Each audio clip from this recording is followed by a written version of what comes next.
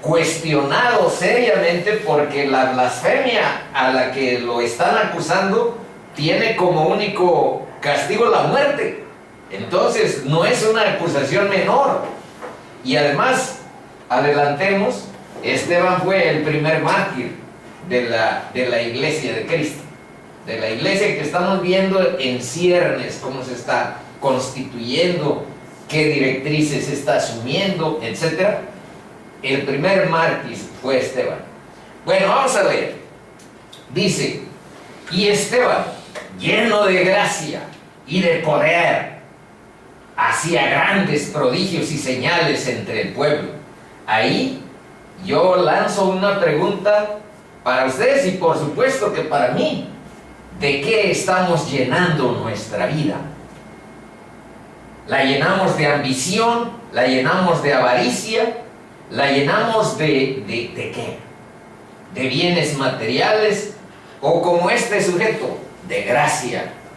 Y vamos a ver por allí algo de qué es la gracia y del poder de Dios, porque no es un poder que se base en nuestra fortaleza personal, es dejar que el Espíritu Santo obre en nuestra vida, y eso nos empodera y se posiciona más y más y forja un carácter semejante al de Cristo. Esa es la tarea de un cristiano, que no es nuestra propiamente, pero que ahí estamos en ese empeño, en ese afán de tratar de ser fieles a quien nos ha salvado. 9.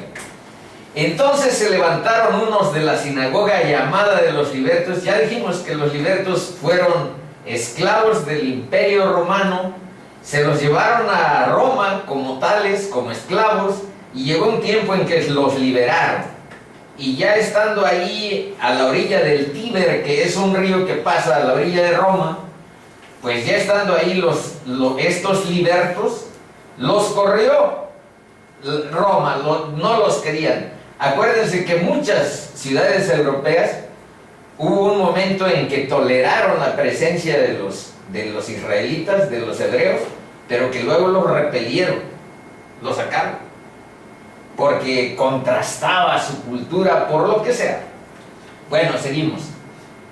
De la sinagoga llamada de los libertos y de los de Cirene, de Alejandría, Cilicia, de Asia, disputando con Esteban. Estaban debatiendo, discutiendo cosas con Esteban. Más abajo dice qué cosas. 10. Pero no podían resistir a la sabiduría y al espíritu con que hablaba. Pues Esteban estaba, vean el verso 8, lleno de gracia y de poder, lleno del Espíritu Santo. Pues no podían resistir a la sabiduría y al espíritu con que hablaba. 11. Entonces, aquí está cuando, por eso a veces no es tan válido estar en los debates ahí en las radiodifusoras y invitar a un fulano de otra religión y debatir y ganar. Vean a veces lo que llega a suceder. Entonces sobornaron a unos para que dijesen que le habían oído hablar palabras blasfemas contra Moisés y contra Dios. Hablar contra Moisés es hablar contra la ley. Más abajo está todavía más claro eso. Y contra Dios, y la blasfemia contra Dios, su castigo frente al Sanedrín, frente a las autoridades de Israel, era muerte. Y dice: y soliviantaron al pueblo, a los ancianos y a los escribas, y arremetiendo, le arrebataron y le trajeron al concilio. El concilio es el Sanedrín, es el mismo sitio al que llevaron a Jesús. Y vean, a un lado, aquí está el templo de Jerusalén hecho con puras rocas sin tallar, así rústico. Y a un lado, o frente al templo, eso también por ahí, creo que anoté un versículo, ahorita vamos a ver si aparece, está en Levítico, a donde dice que el Sanedrín iba a estar enfrente del templo, en un lugar anexo a los atrios, pero ese sí está tallado, o sea, es un edificio impresionante, bellamente diseñado, arquitectónicamente bien distribuido, y ahí tienen en un semicírculo al pobre Esteban, y acá 71 varones. Ahí también dice, en Levítico, ahí está la base bíblica de cómo se constituía el Sanedrín por 70 más el sumo sacerdote 71 sujetos. 13. Y pusieron testigos falsos que decían: este hombre no cesa de hablar palabras blasfemas contra este lugar santo. ¿Cuál lugar santo? El templo. Ellos idolatraban al templo, amaban al templo, porque ahí es a donde ellos encontraban, digamos que, cierta reconciliación con Dios mediante los sacrificios que había. Cotidiana y diariamente había sacrificios que hacía el sumo sacerdote por los pecados del pueblo y por los propios. Entonces amaban el templo, aunque Jesús les dijo,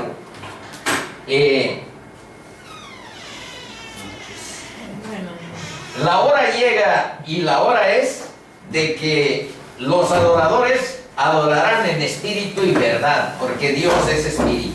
Y no habrá un lugar específico, sino en cualquier sitio, porque finalmente el templo resultamos ser nosotros. El lugar a donde reside o debe residir Dios. Entonces, adoremos en cualquier sitio, en espíritu y en verdad.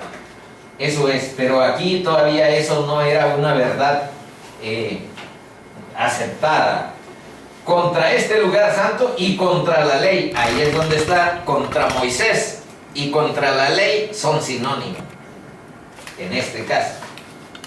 Y contra Dios, pues le hemos oído decir que ese Jesús de Nazaret destruirá este lugar. Y era el foco central de su cultura, de sus tradiciones, de sus costumbres, el templo. Y cambiará las costumbres que nos dio Moisés. Una parte de esta exposición está enfocada a que analicemos nuestras tradiciones y nuestras costumbres, porque a veces nuestro culto a las tradiciones y las costumbres son las que están impidiendo que nosotros dejemos reinar a Cristo en nuestra vida. Entonces vamos a analizar un poco eso, de por qué estaban defendiendo tanto las costumbres estos hebreos, las costumbres que les dio Moisés, más que la vida de este varón que había mostrado señales, prodigios, había mostrado que Dios estaba con él.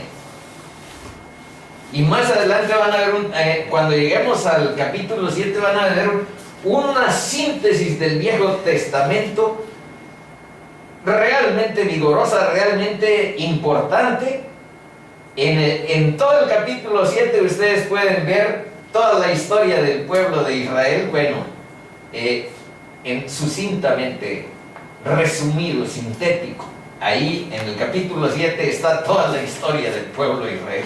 El Viejo Testamento, ahí se puede ver de manera económica, si quieren ver una sinopsis del Viejo. ¿En cuál? En el capítulo 7. ¿De Hechos? De Hechos, el que sigue.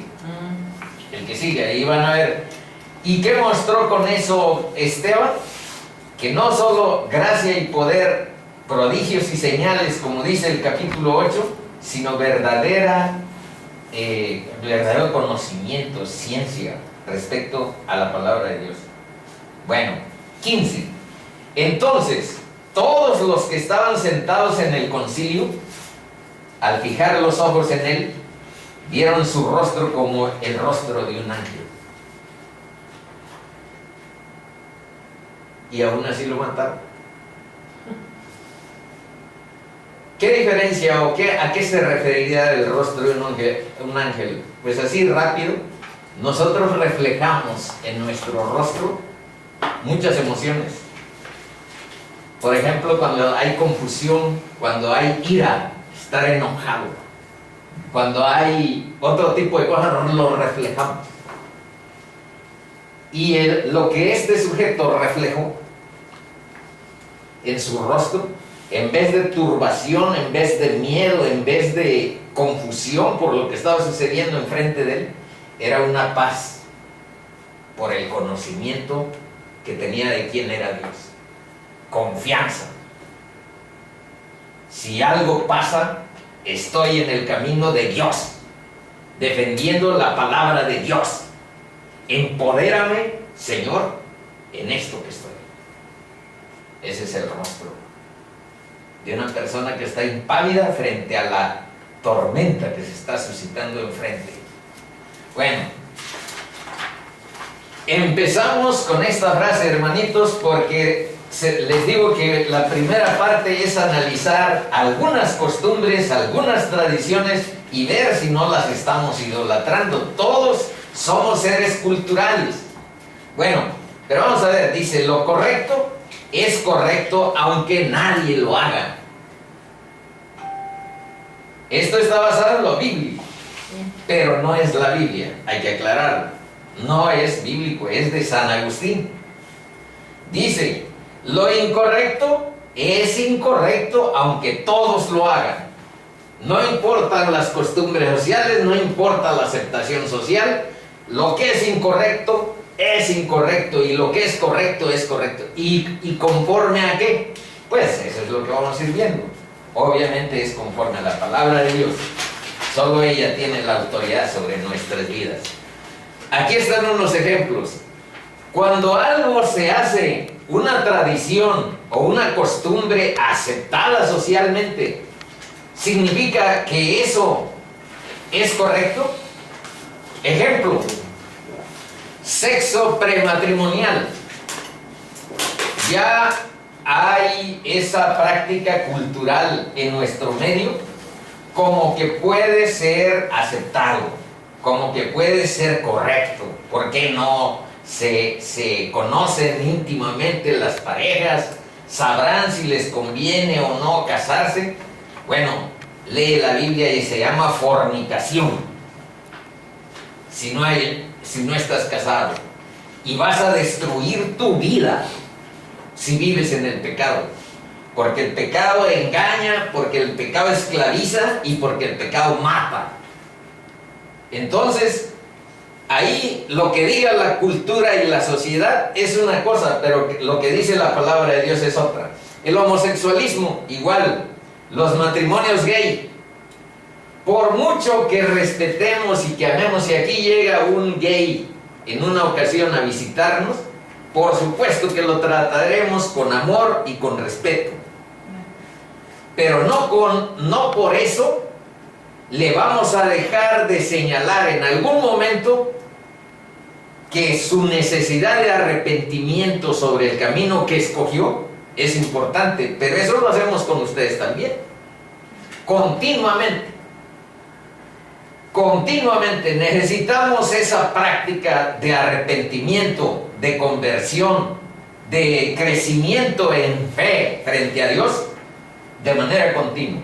Entonces, amamos a los inconversos de la misma manera que podemos amar a un homosexual. Si llega una lesbiana, igual. Ahora, también socialmente el aborto es una práctica. En Estados Unidos están calculados millones de abortos al año. Ya saben que esa es una sociedad que para todo lleva estadísticas, números, etc.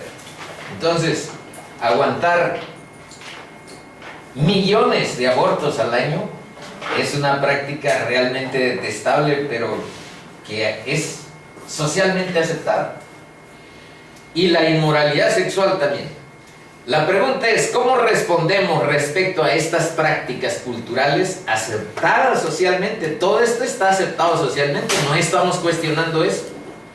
Estamos cuestionando que hay unas prácticas, todas estas, que van en contra de la palabra de Dios. Y si van en contra de la palabra de Dios, son tradiciones y costumbres que a nosotros no nos conviene seguir.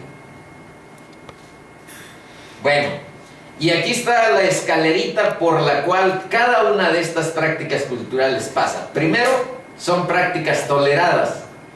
Yo ahí en el pueblo donde crecí, de hecho, había un homosexual que nunca entraba al pueblo porque se sentía rechazado. Ahí va ¿Se acuerdan de Aurelio? Pero casi no hay. No hay. Entonces, ¿por qué sucede? Porque no hay tolerancia. Pero yo vi en otras comunidades cómo empiezan a ser tolerados, luego aceptados, y luego hay prácticas legislativas. Así han llegado los matrimonios gay, así ha llegado el aborto a legalizarse. Así ha llegado, hay leyes que de alguna manera, aunque no sea el matrimonio, pero establecen que tienen, pues, respeto a la preferencia sexual que quieran. Esta es la escalerita: toleradas, aceptados y legisladas. Las hacemos leyes, aceptamos todas estas cosas. Son ejemplos, hay muchas más. Pero cuando la palabra de Dios hace brotar en tu corazón la verdad, eso que antes te hacía vivir cómodo frente al sexo prematrimonial, frente a los matrimonios gay, frente a la inmoralidad sexual, eso lo veías cómodamente, lo vives cómodamente. Has aprendido a tolerar el pecado, tanto en tu vida como la vida de los demás. Con que no me molesten, yo peco, hago las cosas detestables que mi vida lleva y acepto los pecados de los demás de la misma manera. Este es el camino que está acá. Pero cuando Dios, mediante su palabra, hace brotar en tu corazón la verdad, ves que estas prácticas y que estas actitudes en realidad son muertes. Y las odias, lo confiesas y lo enfrentas. Lo enfrentas. Esa es una práctica frente a eso. ¿Por qué? Porque tenemos enfrente a un Dios santo, a la triple potencia, que su palabra expresa su pureza extrema, su justicia, y tenemos un Dios de orden. Además sabemos que Dios es todopoderoso, creador de las galaxias, del cielo y de la tierra, y que es omnisciente. Hay un salmo que habla de que apenas bosquejamos un pensamiento y tú ya lo conoces. Y en Hebreos dice que todo es transparente delante de Él, en quien tenemos que dar cuentas. Y además, como aquí hemos dicho, Dios es la vida, Dios es la verdad, Dios es la belleza. Y aparte de lo que sí nos gusta escuchar, no nos gusta mucho justicia, santidad, poder, omnisciencia, pero sí nos gusta esta: bondad, misericordia, amor. Todos estos son atributos de Dios que contrastan abismalmente frente a una sociedad permisiva, consentidora y autoindulgente. Viene la pregunta: y frente a estas prácticas culturales, sociales tan lindamente sobrellevadas, ¿cuál es la última fuente de autoridad para determinar qué es bueno y qué es malo? ¿Cuál verdad queremos que la próxima generación, que nuestros hijos, reconozcan y reciban? Bueno, vamos a ver primero una parte de Levítico 18, del 3 al 5, que dice: no haréis como hacen en la tierra de Egipto, en la cual morasteis, ni haréis como hacen en la tierra de Canaán, a la cual yo os conduzco, ni andaréis en sus estatutos. Y vean lo que Dios dice: mis ordenanzas pondréis por obra, y mis estatutos guardaréis, andando en ellos. Yo, Yahvé, vuestro Dios, o Jehová, como quieran llamarle. Por tanto, guardaréis mis estatutos y mis ordenanzas, los cuales haciendo el hombre vivirá en ellos. Yo, Yahvé. Entonces, el enfoque no está en nuestras opiniones, si es correcto, si no es correcto. El enfoque no está en nuestras opiniones, sino en la verdad de Dios. No aceptes, esta es una recomendación, ningún sustituto ideado por hombres, sino confía en que Dios honrará su palabra en todas las situaciones. La nueva vida en Cristo es equivalente a un nuevo nacimiento. Nos parecen esas tradiciones, muchas tradiciones nos parecen. Hoy vamos a ver dos de los hebreos por los cuales están dispuestos a matar a Esteban. Muchas tradiciones son hermosas, nos dan identidad, nos dan cierto sentido. ¿Saben cuáles son las tradiciones que están descritas ahí en sus hojas más adelante? Uno es que los hebreos anden barbones. ¿Sí han visto a los hebreos que siempre los hombres traen una barbota? Ah, bueno, aquí mi hermano no es hebreo, pero trae barba. Pero se la dejan a como les crezca, natural, larga, hasta donde llegue. Y esa costumbre tiene un significado. Significa un enlace que expresa a los demás que yo busco que ser congruente. Mi barba es un enlace entre lo que pienso y lo que hago. Mis manos hacen, mis pies se dirigen. Entonces, de aquí para abajo es lo que hago. De aquí para arriba es lo que pienso, mis valores. Y mi barba es mi enlace. Muestro a los demás que soy persona que busca congruencia con lo que Dios dice y me ha enseñado. Es una tradición. Ahora, ¿es fea esa tradición esa costumbre de los hebreos? Por supuesto que no. Es bonita. Y muchas de nuestras tradiciones son hermosas, si no contradicen la palabra de Dios, insisto. ¿Y saben cuál es la otra? La otra que creo que ya se me olvidó. Luego va a aparecer. Vamos a orar por ti.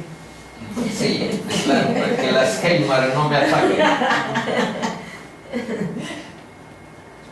Dice, si no cambia Dios nuestra naturaleza, seguimos muertos por el pecado, haciendo lo que se nos da la gana.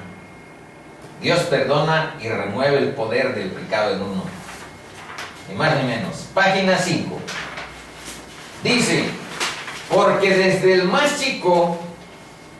la otra tradición, hermanitos, es separar.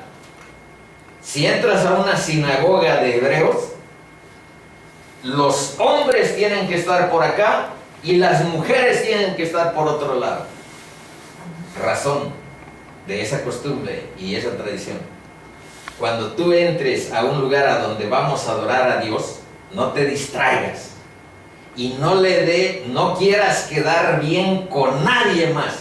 Es natural, está muy bien que te gusten las chicas, pero aquí, cuando entras aquí, al único que tienes que agradar es al Altísimo. Ese es el sentido de separar. Y hay otras, la del sábado, que ya saben, en muchas ocasiones ha parecido, de que Cristo ha debatido contra los fariseos, contra los escribas sobre el sábado, y les ha dicho, yo tengo potestad sobre el sábado. Se los digo, yo tengo potestad sobre el sábado. Pues les estaba diciendo, yo soy Dios. Mi Padre trabaja y yo también trabajo. Tengo potestad sobre el sábado. Bueno, porque desde el más chico de ellos hasta esto es para decirles, hermanos, que no es prerrogativa de esta sociedad actual el que haya sido permisiva, consentidora, autoindulgente. El pueblo de Israel, vean lo que dice Jeremías, en tiempo de Jeremías, dice, porque desde el más chico de ellos hasta el más grande, cada uno sigue la avaricia. Y desde el profeta hasta el sacerdote, todos son engañadores. Y curan la herida de mi pueblo con liviandad, diciendo, paz, paz. Y no hay paz.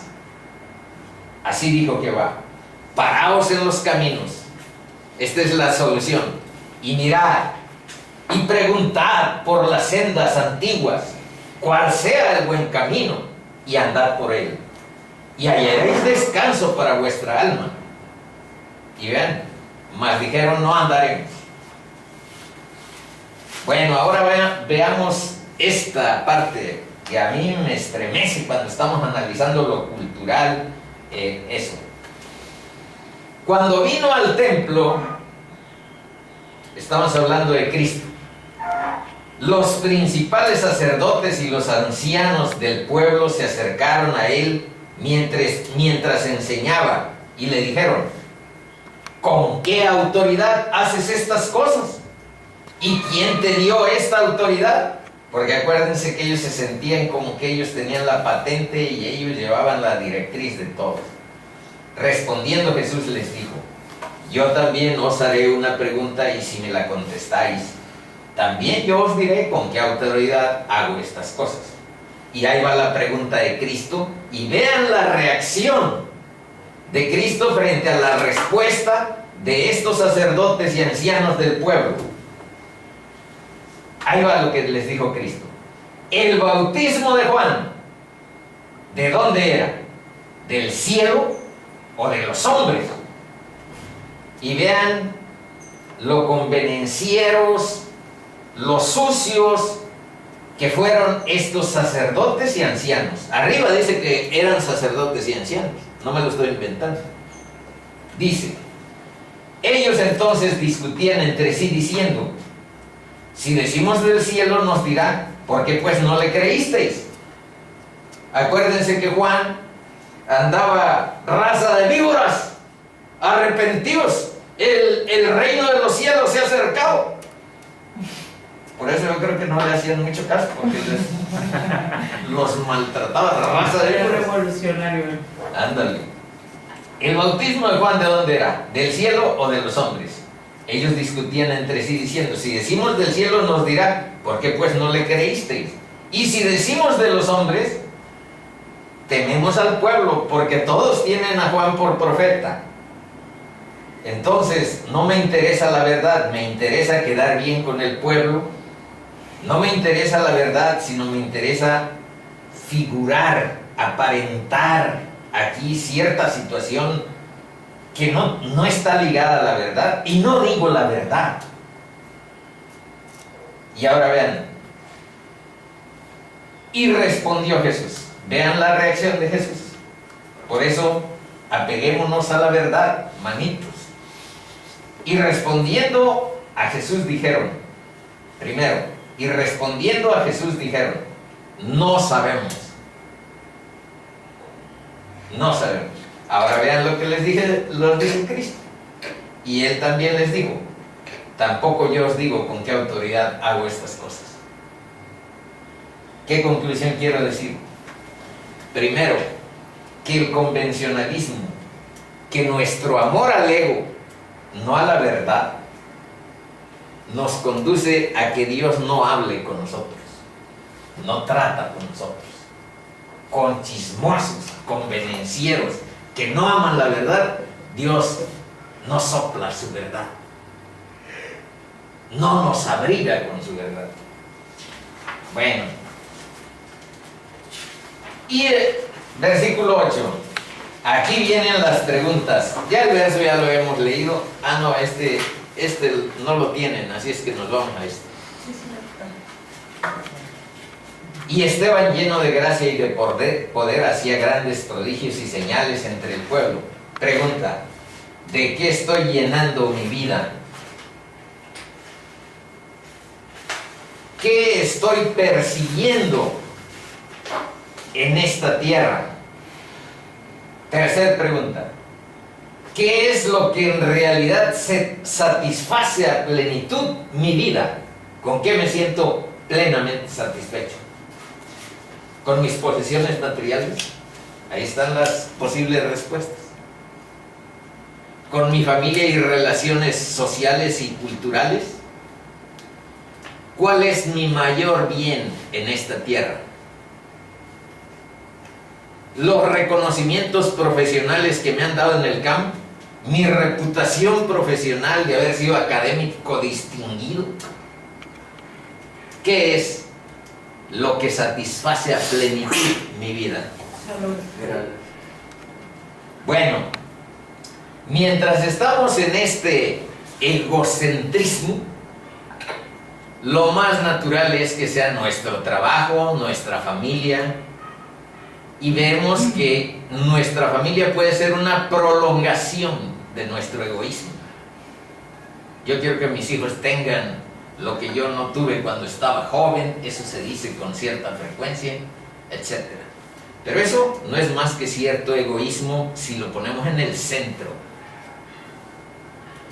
Bueno, esta evolución a poner en el centro de nuestra vida a Dios y hacerlo la fuente de nuestra plenitud, de nuestra satisfacción más importante, es porque descubrimos que Él es la vida. ¿Amas la vida? Conéctalo con tu Creador. El Creador de la vida no es la vida, es la creación, pero el Creador, la fuente de la vida, es Dios. Bueno, y también la fuente de la verdad. Olvídate de tus reconocimientos y de tu reputación profesional, como que esos loas que arrancaste o glorias que te dieron los hombres tengan una importancia adicional a descubrir la verdad, a encontrar la verdad. Y ahorita vamos a ver, hermanitos, con cierta profundidad, de llenarnos con su voluntad. ¿Qué significa hacer la voluntad de Dios en nuestra vida? Esteban nos desafía, dice aquí, por una defensa de la verdad. Este chico, a diferencia de estos sacerdotes y ancianos que los vimos convenencieros, que aman más al ego que a la verdad, este chico dio la vida por la verdad de Cristo, por lo que representaba Cristo, por defender que era el Mesías, por defender que era el Salvador del mundo, por defender que Él había venido a librarnos de las consecuencias de nuestro pecado con su muerte y su resurrección. Por defender eso, es que le pasa lo que vamos a ver en el capítulo 7. Pero también murieron muchos, ¿no? Sí, él fue el primero, y es el que estamos analizando en el capítulo 6 y 7. Luego, y el mismo Cristo, bueno, pues fue un mártir, pero de otra naturaleza, por eso no lo ponemos ahí en el mismo tenor que otros. ¿Cuál es la voluntad de Dios para nuestras vidas? Esto es lo que vamos a desarrollar a continuación. Primero, dice que Esteban, lleno de gracia y de poder, lleno de gracia, ¿qué significa? Fíjense, ahora vamos a analizar este término con cierto apego a la palabra. En Juan 1 hay dos versos muy importantes para determinar estas uniones entre gracia y verdad. Dice, y aquel verbo fue hecho carne, se refiere a Cristo, se refiere a Dios como autor de vida y autor de todo lo que nos rodea. Y ese verbo que produjo todo habitó entre nosotros y vimos su gloria, gloria como del unigénito del Padre. Y aquí viene, lleno de gracia y de verdad. No nada más dice gracia. Gracia es favor inmerecido, favor misericordioso, favor benevolente.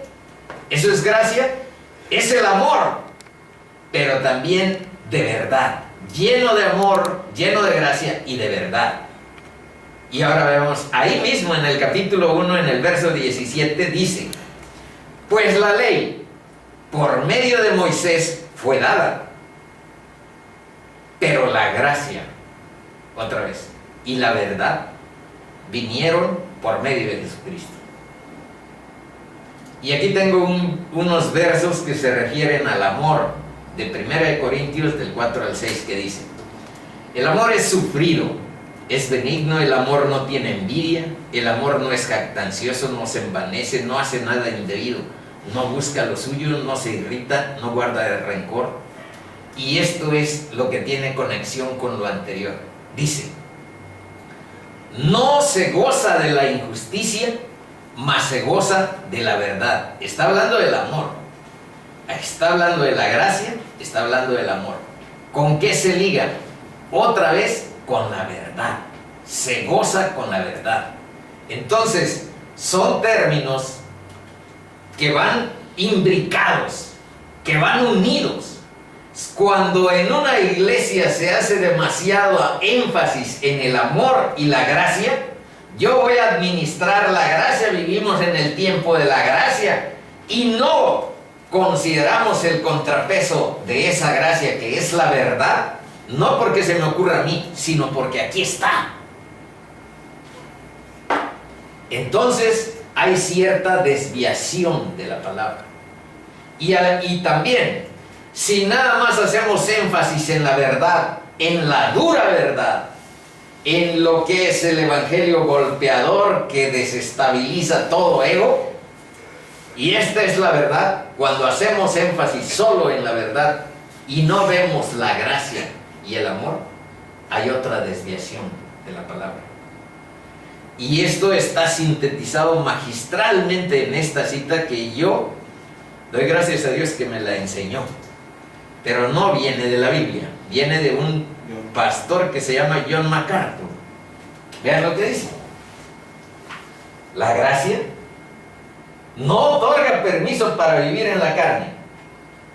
Y esto es magistral, sino suministra poder para vivir en el Espíritu.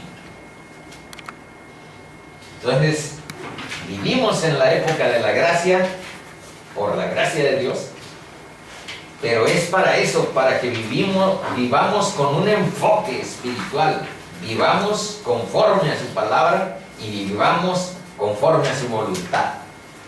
Justamente de eso vamos a hablar. Dice que es de importancia crucial para el cristiano saber la voluntad de Dios. ¿Cuál es la voluntad de Dios? No es, hay personas que piensan que la voluntad de Dios es dolorosa, sombría, triste y difícil. Dios quiere, es un aguafiestas. Quiere que no me divierta, quiere que no viva con mis gustos, sino que es sombrío. Y no es lo que quieres, hacer la voluntad de Dios. En Romanos 12:2 dice que la voluntad es buena, es agradable y es perfecta. Bueno, vamos a ir descubriéndolo. Porque este mandamiento, Deuteronomio 32, del 11 al 16 dice: porque este mandamiento que yo te ordeno hoy no es demasiado difícil para ti, ni está lejos. Y vean lo que dice: no está en el cielo para que digas, ¿quién subirá por nosotros al cielo y nos traerá y nos lo hará oír para que lo cumplamos? Ni está al otro lado del mar para que digas, ¿quién nadará hasta por allá o se mete en un barco para traérnoslo del otro mundo? Bueno, en realidad dice otra cosa, dice: ¿quién pasará por nosotros el mar para que nos lo traiga y nos lo haga oír, a fin de que lo cumplamos? Entonces no está del otro lado del mar, no está en el cielo. Vamos a ver qué dice. Porque muy cerca de ti está la palabra, en tu boca y en tu corazón, para que la cumplas. Mira, yo he puesto delante de ti hoy la vida y el bien, la muerte y el mal. Porque yo te mando hoy que ames a Jehová tu Dios, que andes en sus caminos y guardes sus mandamientos, sus estatutos y sus decretos, para que vivas y seas multiplicado, y Jehová tu Dios te bendiga en la tierra a la cual entras para tomar posesión de ella. Y ahora vamos a ver rápido qué es la voluntad de Dios. Primero, número 1, la voluntad de Dios es que seas salvo. ¿Qué quiere decir salvo? Quiere decir liberado del pecado y de la muerte. Y quiere decir rescatado de la condenación y del castigo eterno. ¿Y no será que me estoy inventando la voluntad de Dios? Bueno, veamos 1 de Timoteo 2, del 3 al 6, que dice: porque esto es bueno y agradable delante de Dios nuestro Salvador, el cual quiere que todos los hombres sean salvos y vengan al conocimiento de la verdad. Y te recomiendo de una vez cómo vas a encontrar esa salvación. Ahí va. Porque hay un solo Dios y un solo mediador entre Dios y los hombres, Jesucristo, hombre, el cual se dio a sí mismo en rescate por todos, del cual se dio testimonio a su debido tiempo. Otra, vean lo que dice en Ezequiel 18:23. Habla Dios o Ezequiel como vocero de Dios. Dice: ¿quiero yo la muerte del impío? Dice Jehová el Señor. ¿No vivirá si se apartare de sus caminos? Diles, ya dice en el 33:11, diles: vivo yo, dice Jehová el Señor, que no quiero la muerte del impío, sino que se vuelva el impío de su camino y que viva. La voluntad de Dios es que seamos salvos, que nadie se pierda. Bueno, en la 10 hay unos más. El Señor no retarda sus promesas, según algunos la tienen por tardanza, sino que es paciente para con nosotros. Hermanos, yo ese verso ayer me desbarató el corazón porque traía una pregunta con Dios. Porque ahí hay unos versos a donde dice, les dijo Jesús a unos chicos: antes de que terminen de recorrer las ciudades con el Evangelio, yo voy a venir en la segunda, o sea, yo regresaré. Y yo le estoy preguntando a Dios por qué eso no se hizo, o está mal la traducción, y cuando Dios te señala que está hablando contigo, es cuando sientes que te estruja el corazón, que no puedes resistir su presencia. Se junta con tu enclenque carne la presencia de lo eterno. Y este verso es el que Dios me permitió entender que si no ha venido es por lo que dice ese verso. Y no tengas prisa porque ya venga. Ten prisa. Bueno, en realidad el trabajo de Dios no es estresante ni con prisas, pero lo diría yo así: ten prisa porque se convierta tu gente y porque otros conozcan la palabra y la luz de Cristo en sus vidas. Eso sí tiene importancia. Bueno, vean qué verso este, ¿eh? Para mí eso, ayer fue una parte de un diálogo impresionante, de esos que te deja medio temblando. Pero vean lo que dice: el Señor no retarda su promesa, según algunos la tienen por tardanza, sino que es paciente para con nosotros, no queriendo que ninguno perezca. Ese es el corazón de Dios. Que somos pecadores, que somos oscuros, que somos indignos, ¿quién lo duda? Pero ese es el corazón de Dios, no queriendo que ninguno perezca, sino que todos procedan al arrepentimiento. Y ahí otra vez te dice: si no llegas a esa puerta, tienes que volver a empezar. Llega a esa puerta. La puerta es el arrepentimiento, la puerta es la conversión. No hay otro camino.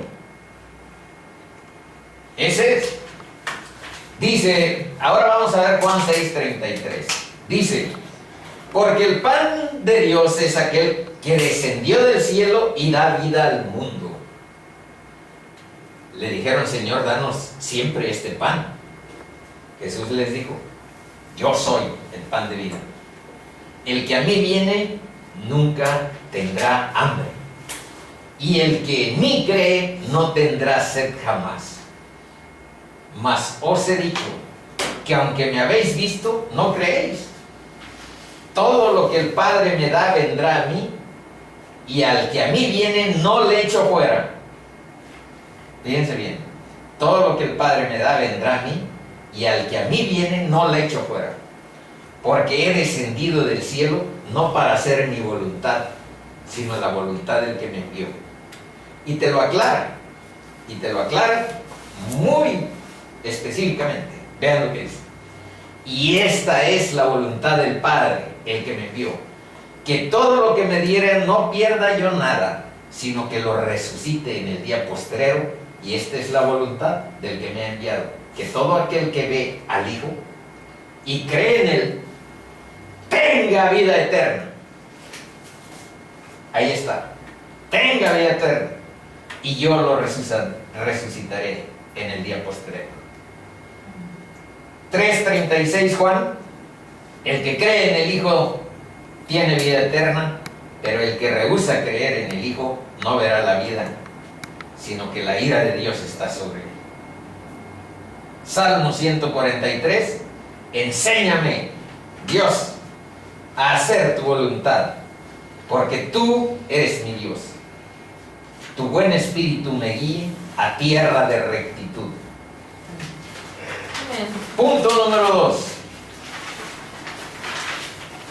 ¿Qué otra cosa es la voluntad de Dios?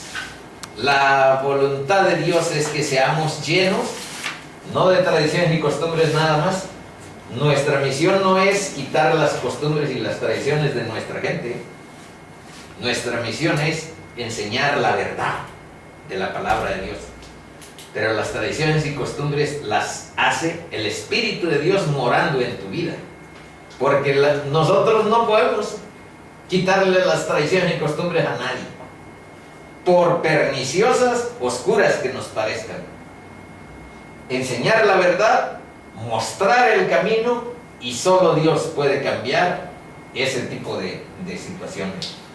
Yo les puedo decir que yo fui un idólatra y tuve muchas cosas ahí, costumbres trasnochadas que no tienen ningún sentido, y si no fuera por el poder de Dios, yo los mantendría férreamente. Eso no quiere decir que, por ejemplo, el Día de las Madres, que es una tradición, pues no busquemos mostrar ciertos afectos por nuestras mamás. Yo a temprana hora hablé, pero no pude comunicarme. Hasta después entró mi llamada, Sarita. Porque estaba Le ganó. Si es que me ganaste. fui la primera. Y con mi esposa, por supuesto que tenemos ahí un festejo. Oh, La comida. Son tradiciones bonitas, son costumbres bonitas, nos dan identidad. Si no contradicen la palabra de Dios, no tenemos por qué quitarlas, pero si la contradicen, sí. No tenemos por qué vivir en contra de Dios. Contender con Dios es abominable. Bueno, ¿qué significa? Es necesario que mi egoísmo mengue, pero que Él crezca. Bueno, esto es una paráfrasis de lo que dijo Juan cuando estaba por ahí alguien diciéndole: oye, tiene más adeptos ya el vecino, el maestro, pues se refería a Cristo. Ya se fueron allá con aquel, ya a ti ya no te sigue. Entonces Juan el Bautista dijo esa frase: es necesario que yo mengue, pero que Él crezca. Además, yo les dije, yo no soy el Cristo. Yo les dije, yo vengo a anunciarlo, pero yo no soy. Así es que es necesario que yo mengue y Él crezca. Y ni más ni menos, lo que dijo Juan el Bautista debe ser un principio de tu vida. Es necesario que tu egoísmo, que tu arrogancia, que tu soberbia, que tu orgullo Mengue. mengue, pero que Él crezca. Él crezca. Y otro, ser controlados en nuestra mente, en nuestras emociones, en nuestra voluntad, por el Espíritu de Dios. Dejarnos gobernar por Dios. Eso significa. Bueno, y aquí unos versitos. Por tanto, no seáis insensatos, sino entendidos de cuál sea la voluntad del Señor. No os embriaguéis con vino, en lo cual hay disolución. Antes bien, sed llenos del Espíritu. A ver, está hablando de la voluntad del Señor. Sean llenos, en vez de andar llenándose, pero de otras cosas, como por ejemplo del vino. Yo durante mucho tiempo estilé esa llenura. No del Espíritu Santo, sino llenura de otro tipo, de sustancias. No seas, este salmo es un poco, vean cómo golpea a veces la palabra, en vez de elegancia, en muchas ocasiones muy elegante.